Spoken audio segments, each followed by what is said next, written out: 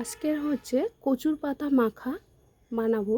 তার জন্য এখানে দস্তা কচুর পাতা ভালো করে ধুয়ে পরিষ্কার করে এরকমভাবে পাতিয়ে নিয়েছি। তো কচুর পাতা মাখা বানানোর জন্য এখানে আমি দিয়ে দিচ্ছি চিংড়ি মাছ,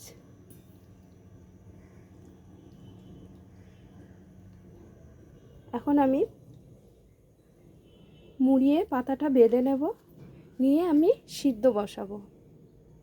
এখানে প্রেসার কুকারে একটু জল দিয়েছি, জলটা গরম হওয়ার জন্য প্রেসারে সিদ্ধ করে নেব। এখানে আমি অল্প পরিমাণে নুন দিয়ে দিচ্ছি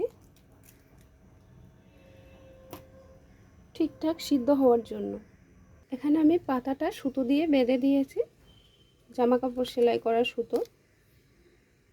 এখন আমি প্রেসার কুকারের মধ্যে দিয়ে দিচ্ছি সিদ্ধ হওয়ার জন্য।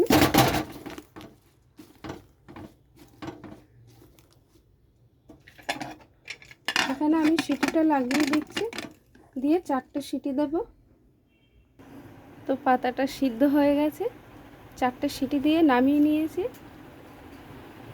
এটা একটু জল আছে, জলটা ঝরিয়ে নেব। চিংড়ি মাছটা সিদ্ধ হয়ে গেছে, এখানে তো নুন দেওয়াই আছে, আরও একটু নুন দিয়ে দিচ্ছি পরিমাণ মতন মাখার জন্য। এখানে নিয়েছি কাঁচা লঙ্কা, একটু ঝাল ঝাল হলে বেশি ভালো লাগবে, আপনারা চাইলে কম দিতে পারেন। এখানে দিয়ে দিচ্ছি সর্ষের তেল। এখন এটা ভালো করে মেখে নেব। তো কচু পাতা মাখা হয়ে গেছে, এরকমভাবে মেখে নিতে হবে। গরম ভাতের সঙ্গে খেতে খুবই ভালো লাগবে, একটু বাড়িতে বানিয়ে খেয়ে দেখবেন। আর লাইক কমেন্ট শেয়ার করবেন।